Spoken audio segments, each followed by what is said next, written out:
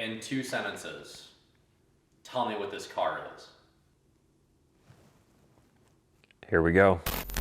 Hey, what's up guys? My name is Steve Leese. I'm a professional photographer and cinematographer. My nickname is Camera Thief, and the car behind me is my 1990 R32 Skyline GTR.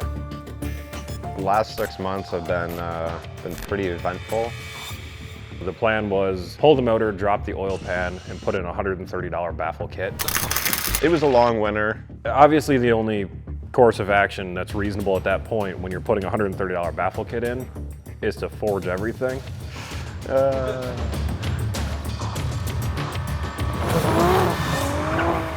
And now we're sitting here today.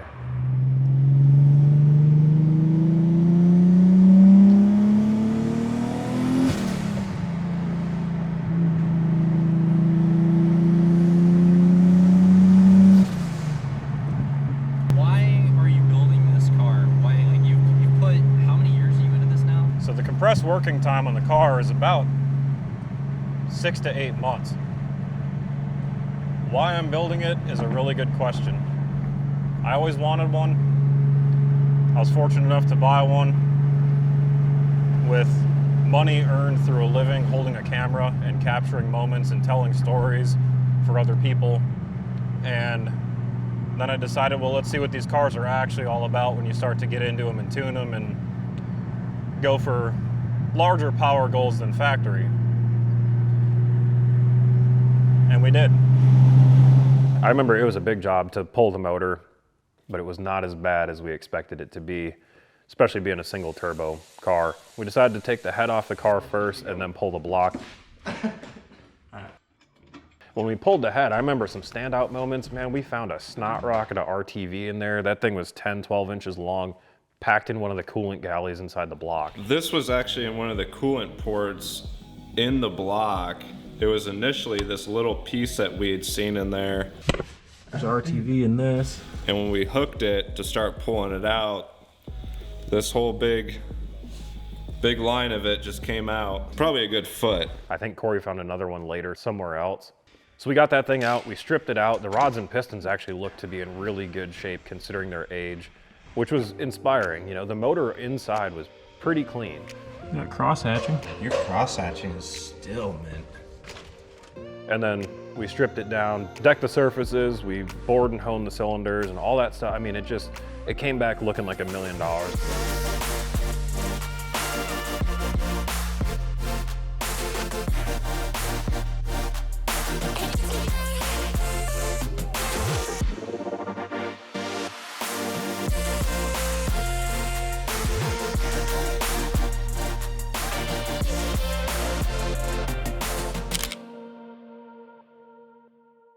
Today is really exciting. You can tell there's a bunch of parts everywhere. You've seen the motor come out, you've seen us gut the motor, you've seen us drop off parts at the machine shop. Well, fortunately, today we are here because the motor's back. And that is very exciting. It's been 4 months of waiting. I remember the car was right back there the day we tried to start it. And that man, talk about nerve-wracking.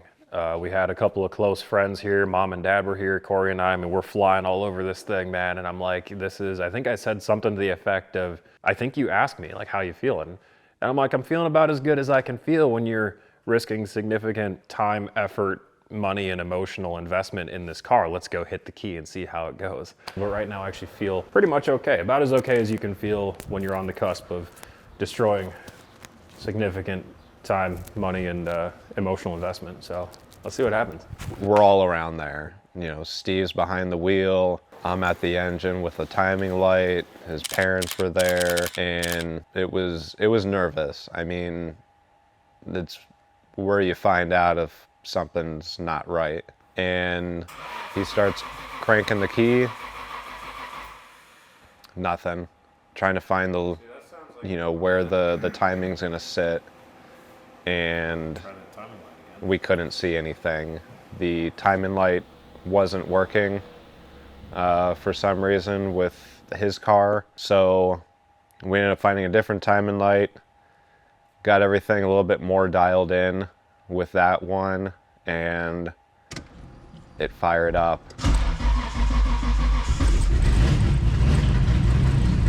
And I mean, that thing definitely sounded like a cammed out, you know, just beast.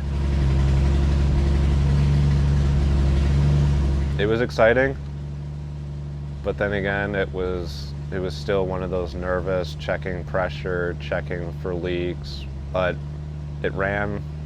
It was a very exciting moment, like, hey, we did this. We just took a car that was completely ripped apart, put it back together, and she ran.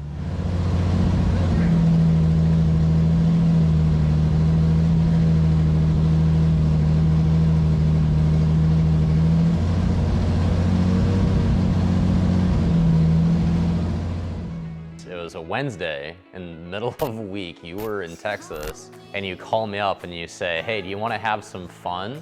I'm like, sure, why not? And you're like, okay, meet me in Tampa. I'm like, what? I remember it was in Illinois and we're on our way back after we just, not trailered, drove 2,000 miles in a sports car from 1990, totally stock. And you didn't even find out till later the exhaust manifold was like half hanging off the car. I remember we're sitting in the parking lot of this hotel and we were trying to get the doors to unlock using a freaking hairdryer. When you first got that car, I was not into cars. I thought they were cool, but I didn't really bother to learn anything about them. I remember it clear as day you did a poll, and I will never forget that. This is not like how it was in Florida, man. This thing just... Well, that's how this car started. I mean, since then, man, I mean, everything's changed so much since this project started. 3 words: homesick angel. My dad used to say when he was a pilot that the planes took off like a homesick angel if they had really high lift wings. And so that's what that reminded me of, because that thing, when it goes, just gone.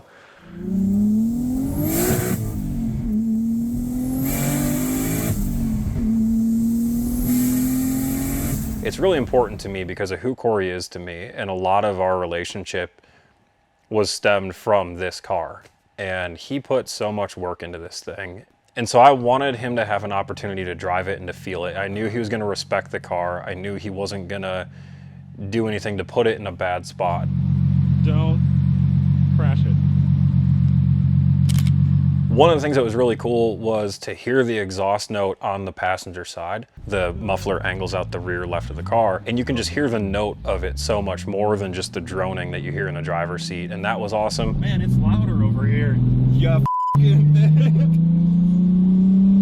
The wastegate's far louder. I'm just fairly sorry for Corey and the time he spends over there. I think I actually asked him, like, why do you ride around with me? This is so miserable on this side of the car. Why do you ride around with me? Story of my life. And that was all really cool.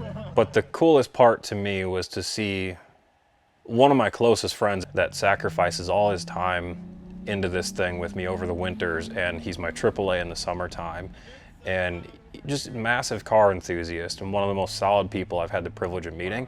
To watch him get to feel controlling that power and drive what we put so much collective energy and work into it was a privilege. That was one of my favorite memories. I think that's gonna be glued with this car, is riding with Corey in it. Today, we're filming rollers for the GTR project. Every big iteration of the build of this car, we do like a mini doc for it. Being a cinematographer, I really enjoy telling the story of this car. That's my passion. We have friends come together and help put it all together, talk about just how fun the car is, kind of show it doing some fun stuff, and just what it's like to own this thing. So today we're getting action shots for that. Got some really beautiful locations picked out, so we're gonna go hit those things up and hopefully have a good time.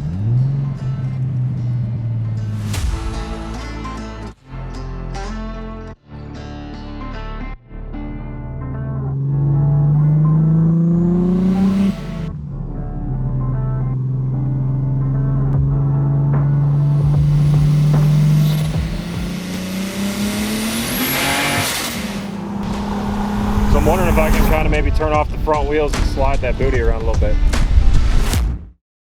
How's your confidence, bud?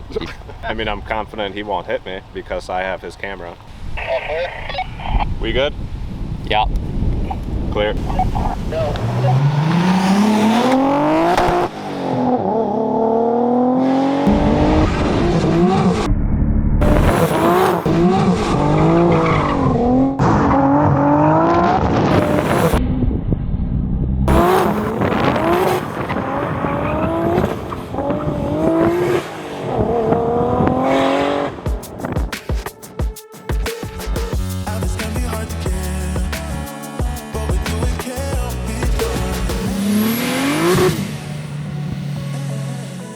I think it all first started out as like when I met Steve, talked about the car, and then I ended up moving down the street from him and just built from there. It's about that friendship that's been built, and you know, we've bonded over the years over this car, and it's just been a fun experience. Hey, we'll have to make. Yeah. Where's the camera rolling for that? Right there. Oh,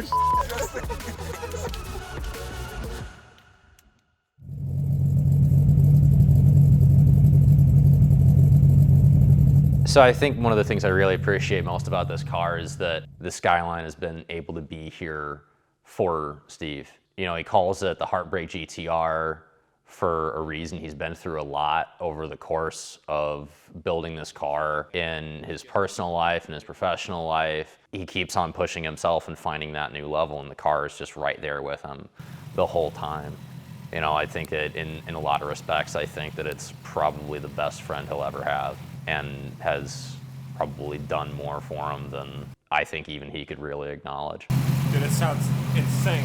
Holy cow.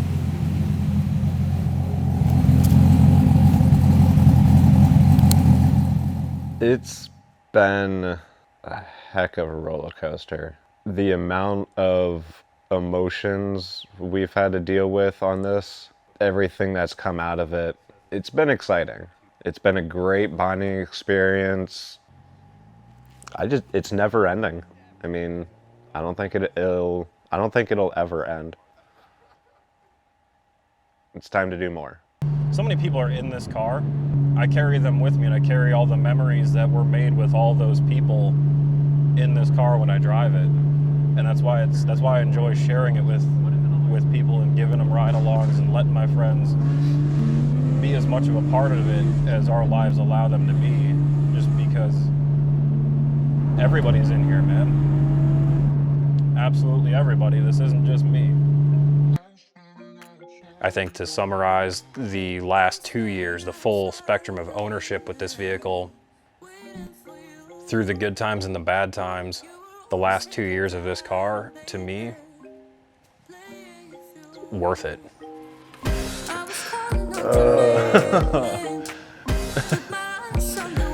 We spend entirely too much time together. You're good.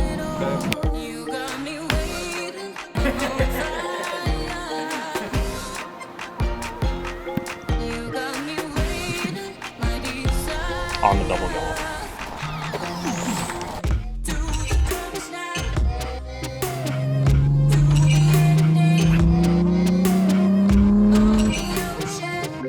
There's 2 sentences. That straight up blew the mic straight out of from inside the car. That was crazy. The 2 sentences that I could probably put together for my Heartbreak GTR and what that means to me, I think that it brings a virtually inexplicable level of peace and happiness when I drive it. And I also think that through the good times and the bad, people will fail you. Businesses will fail, jobs will fail. This thing will fail, but it gives back to me what I give into it, and it's that mutual exchange. And that's what probably sounds really weird to non-car people, but it's truly like a relationship, that when 2 things are committed to each other and 2 things have the same goal, they make it work. You find a way to make it work. This thing wants to be driven, it wants to run, and I want to drive it. So through hell and high water, as weird as it may sound, we feed off of each other, and we both get to do the thing we want to do together. And I think that's what makes it really, really special. And I think a lot of car people can probably relate to that.